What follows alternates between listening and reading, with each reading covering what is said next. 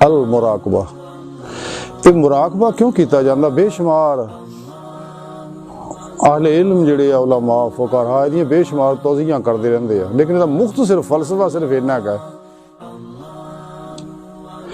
कि मुराकबे दे नाल इंसान ने अपनी रूह नूं अपने जिस्म चों अलग करना है। जिहड़े किताबां 'च नहीं लिखदे, इस वास्ते इन्हां बेचारिਆਂ ਨੂੰ पता ही नहीं हैगा। ये कदे इस राह चों गुजरे होण ते पता होवे ना, जिहड़ा राह उस गया ही नहीं उन्होंने की पता राह किदां दी है।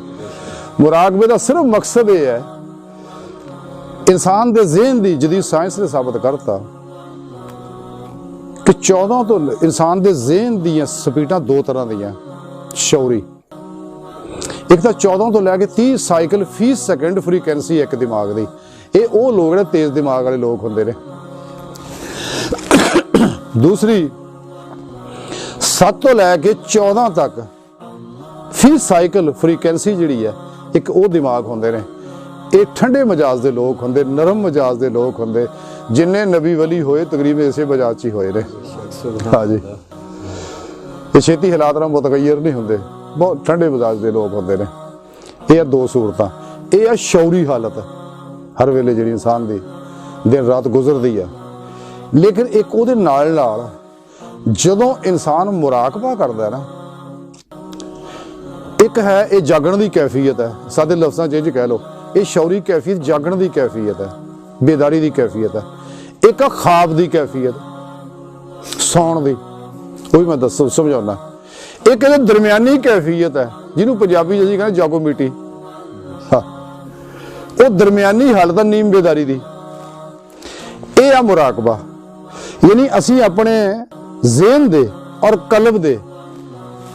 आम आदमी यही कहते भी शायद ज़हन इत्थे ही है, दिमाग विच ही है। दिमाग जिहड़ा है साडा माइंड है, असल दे अंदर ज़हन है। हाँ जी, तो वो ज़हन की सतह दो है। एक शौरी सतह जी मैं अगे दस सटिया सोचने वाली, एक अमल करने वाली। आ जितने हिप्नोटिज्म, मिसमराइज्म, सुपरचुअलिज्म, साइकिकिज्म, योगा, रैकी, टेलीपैथी और दरीग समदा हीलिंग एनर्जी वगैरह जिन्हें रूहानी सारे मामलात है, जिन्हें अंग्रेजा याद किए ने सारे इतों ही किए ने। हकीकत ये है, और ये गल्लां 1400 साल पहला सानू पहले ही कुरान च रब ने दसियां, ये बेचारे अज ही पता लगन दिया।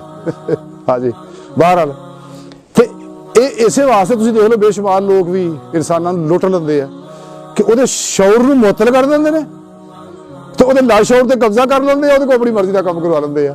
एक होंदा आमल, एक होंदा मामूल। वो बेचारे मामूल होंदे ने, तो उन्होंने जो मर्जी तो काम करा लो, वो करूगा। उस वे अपने शौर च नहीं होंदा।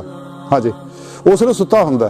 ऐसे अगर मजीद ये बारे तहकीक करनी नैट पर जाके देख लो, ये सारी तुहानूं नज़र आ जाएगा, सारिया तहकीकां जदीद की है। बहरहाल एक बेदारी की हालत है, एक ख्वाब की हालत। इन्हां दरम्यानी कैफियत जी है, जिवें मैं अगे अर्ज किया 14 तो 30 तक और 7 तो 14 तक, ये दो हालत बेदारी दियां। एक 4 तो 7 तक की जी हालत है ना, ये नीम बेदारी की हालत है। जदों इंसान अखा बंद करके मुराकब होकर बहिंदा है, अपने जिस्म नूं ढिला छड़ जांदा, ज़हन नूं ख्यालों तो पाक कर लैंदा, और बिल्कुल जनूनी यकीन दे नाल इंसान बहिंदा और इरतकाज़ दुरुस्त करदा, ते अपने इरतकाज़ नूं अल्लाह तरफ लाउंदा, अपनी रूह नूं परवाज़ करदे देखदा, ते फिर अनवारात की कैफियत महसूस करता। ये मुख्तसर जी अर्ज करना, अगर तफसील देखनी मेरी वीडियो देख लो नैट दे उत्ते जाके। तो उस वेले फिर इस खाकी अंसरी वजूद के अंदरों ये रूह निकलती है, ये उड़ती है, परवाज करती है, फिर इनू रूहानी महराज नसीब होती है। ये महराज ये भी सुन्नत है नबी पाक की। नबी पाक नूं महराज होया तो रब का दीदार किया, तो अपनी उम्मत वास्ते भी महराज रखा, या रूहानी महराज। सरकार की उम्मत नूं रूह का महराज हासिल होंदा है, रूह इस जिस्म चों निकलती है परवाज करदियां होया। बेशुमार रस्ते च मामलात आ, अंबिया दीयां कचहरियां, नबियां दीयां कचहरियां, गौसा कुतबा अब्दाला दीयां कचहरियां, और अजीबो गरीब प्रोग्राम है जिहड़े जानते हैं ये लोग, इन्हां नूं पता की कुछ है, लेकिन वो तो ध्यान नहीं करना, अपना ध्यान अल्लाह लई रखना। हाँ, ये राह के नज़ारे देखने लग जाए तो फिर तो मुकड़े ही नहीं, ये बहुत वसी और रीज़ प्रोग्राम है। अपना ध्यान सिर्फ अपने रब की ज़ात च ही रखना, तो सीधा ही रूह नूं कचहरी मुस्तफा च ले जाना, फिर आपकी मदद नाल हजूरी खुदा जाके दीदारे मौला हासिल करनी, रब थोड़े नाल गल्लां बातां करनियां जिहड़ियां भी बाद कहंदे दीदार हुंदा नहीं। बई तुहाडे रिवाज नहीं, साडे रिवाज है, साडे हुंदा है। ਸਾਡੇ ਇਮਾਮ ਅਬੂ ਹਨੀਫਾ ਫਰਮਾਉਂਦੇ ਮੈਂ 99 ਵਾਰੀ ਰੱਬ ਦਾ ਦੀਦਾਰ ਕੀਤਾ। ਸੁਭਾਨ ਅੱਲਾਹ 99 ਵਾਰੀ।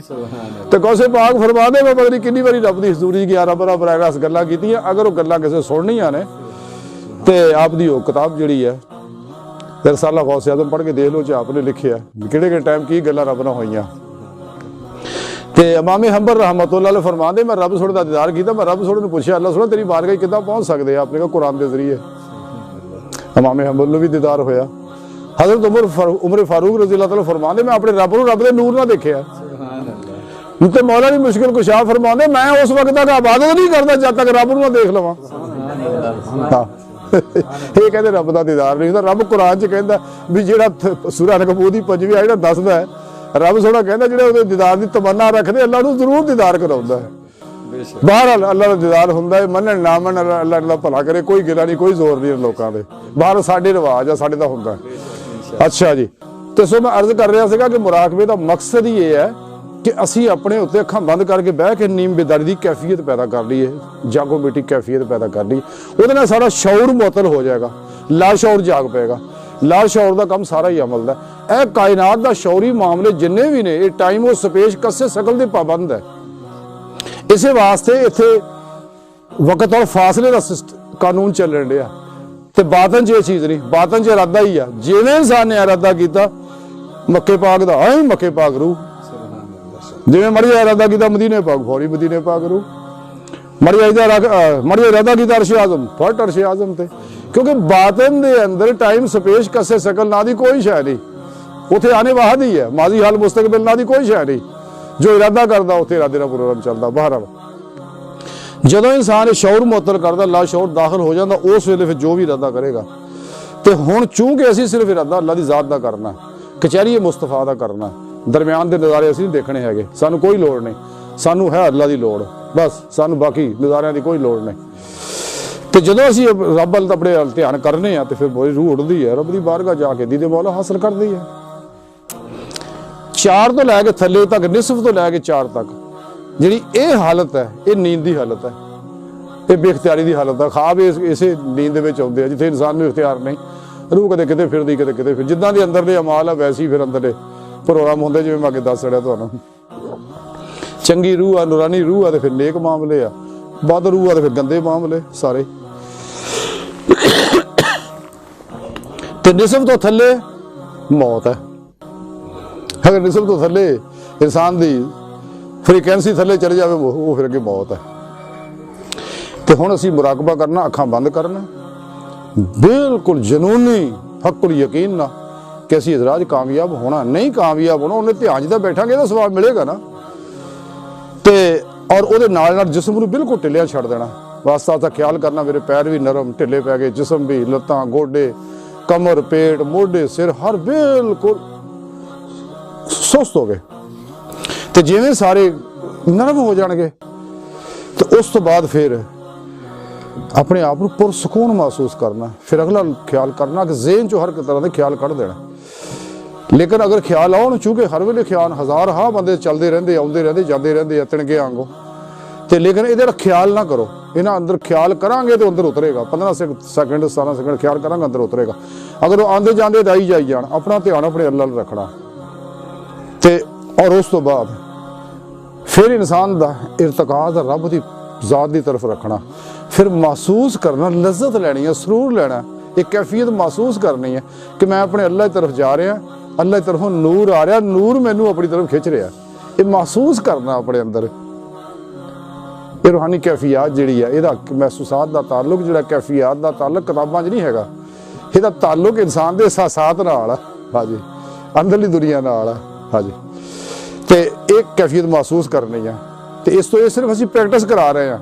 ये साल रियाजत मेहनत करता इंसान, फिर कुछ चंद हफ्तियां कामयाब हो जाता, कुछ चंद महीनों कामयाब हो जाता, कुछ चंद सालों कामयाब होता। बाहर अगर कोई ना भी कामयाब हो, अल्लाह करदा मर जाए तो राहे मौला भी तो मरे है ना। राहे मौला भी तो मरे है ना। यही बड़ी बात है। अल्लाह जिक्र करना है। बहरहाल हुण मुराकबा करना, जिवें मैं दस देना अल मुराकबा